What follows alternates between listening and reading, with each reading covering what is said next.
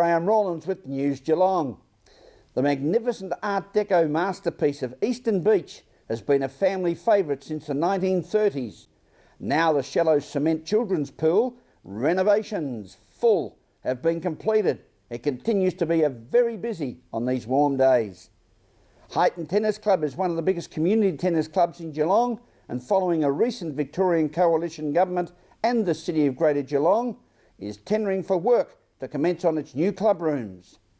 From the world of sport, Mitch Scoop Cleary speaks with the latest top recruits to join local Geelong Football League club, Newtown and Chewley Eagles, in Brad Ottens and Ryan Gamble. While from the weather world, sparkling Sophie Miller will update you on the Geelong and Surf Coast area weather expected over the next 6 days. The Pt1 Soccer Club, based at the Grovedale Sporting Complex, has continued to build the exposure of the popular world game with significant facility improvements.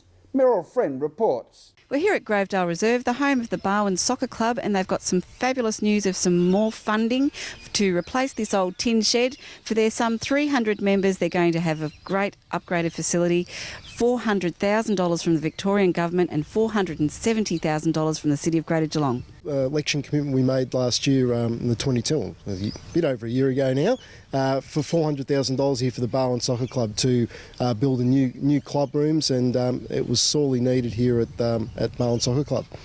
And this club has over 300 members, so there are a lot of people that are using this facility, but it will also be available to other people as well in the public. Yeah, it's got a huge membership, and also it's a variety. There's men's soccer, there's women's soccer, there's junior soccer. They've even got some disability soccer here. So obviously they need the extra space and proper facilities. When I came out here with the now Minister Hugh Delahunty, when he was Shadow Minister, it didn't take much convincing for us to take one look at these old dilapidated facilities, and given them that size of the membership, to convince us that they were in need of funding. And schools and other people will be able to use these. There'll be function rooms and other facilities as well? Yeah, it'll have a community base as well. So if a community wants to have a function or a meeting or something like that, these rooms would be available for such a purpose. Oh, probably about 10 years now, yeah. I just started with our two boys, started playing soccer, and you know what happens. You get involved and yeah, that's what happens. And so the club membership's obviously grown an awful lot over those 10 years? Yeah, it has. We just sort of accept anyone who wants to come along and have a game. You don't have to be the world's greatest player or the worst. Like last night, we had 3 people come for seniors who've never played soccer before. We'll find somewhere for them, yeah. So these facility upgrades are going to be a massive input for the club? Yeah, look, we don't even have a shower, and in the winter that can be a real problem. So, you know, we're getting... In the first stage, we get 2 change rooms, storage areas, referees room, meeting room, a function area, and a kitchen. So we'll be there, and with stage 2, we'll finish this off in a couple of years' time, hopefully. Yeah. All right. So what's stage 2 involve? Another 2 change rooms and just finishing the other areas off properly. Yeah. From the Grovedale Reserve, Meryl Friend, News Geelong. Thank you, Meryl.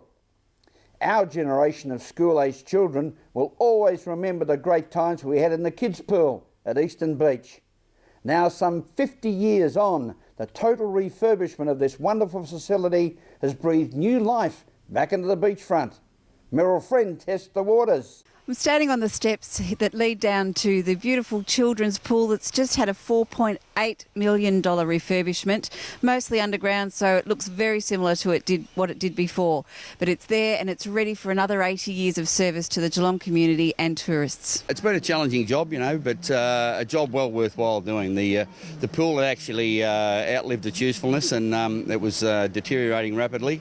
We went to the federal government and talked about a project we had down here about rejuvenating all of this. So we've done the sea walls and the pools, and the state government put in the federal government put in about 3.5 million, and the city put in about 1.5, and we've come up with the pool that was built in the 30s and has been restored back to its former glory. So the Art Deco remains? Absolutely. Look, it's back to what it should be, and that's what we should have done too. Like the heritage around this pool, around this well, not just the pool, but Eastern Beach is fantastic. And if you're going to replace something, replace it back to the way it was once before. And that's what we've done. We've been very mindful. There's obviously new filtration and new pumps and things like that. But on the surface, it looks exactly the same as it was when it was first built. And it'll be there for a long time to come as well for visitors and locals to enjoy. Oh, there's no doubt about that. Look, you've only got to look around here today and see the people enjoying the surrounds. But the pool was once known as the baby's pool, I suppose. But the pool that's been restored here is, it's a great credit to everyone who did it. From Eastern Beach, Meryl Friend, News Geelong. Thank you, Meryl. The Australian Cadet and Yachting Championships were held this year at Lake Macquarie in New South Wales, with Geelong having a strong representation. Meryl Friend was on site to present this report. We were able to catch up with some of the youngsters involved in sailing in the International Cadet class. They were over at Lake Macquarie in New South Wales for the national titles. We had a first on handicap and 5th and 6th overall. Oliver, you're the skipper of Skeeter. Congratulations, you've won the handicap for the national titles with your crew, Jasper. Now, tell us what the handicap title means. What it is, it's pretty much like the most improved from the start of the competition to the end of the competition. At the start, we were getting about top 30s, and then the last 2 races we got top 10s, which was good. So what do you attribute that to? How do you think you made that progress? Just a lot of rethinking what happened each race and trying to fix that up every race. And also Jasper, he was really good towards the end of the regatta. Right, so how many races? There were 11 races. Okay, did you have a special moment out on the water, Jasper? What was the first Nationals like? Well, it was very fun, and I was excited when they called us up for the first on handicap. All right, and so this is your first Nationals with cadets. Do you think you'll be doing some more? Yep, definitely. What was it you liked the best? Probably being called up to get the first on handicap and getting a top 8 in the last race. Awesome. Fantastic. Now, you had some pretty terrific coaches, I believe, Oliver. Oh, well, I thought they were pretty good. They helped me with a lot of problems trying to get through into those top 10 positions. If I had have started training a couple of days earlier, then maybe I would have been getting those top 8s and all those about halfway through, which would have put me into the top 15. Well, congratulations. You came 5th in the national titles for the cadets.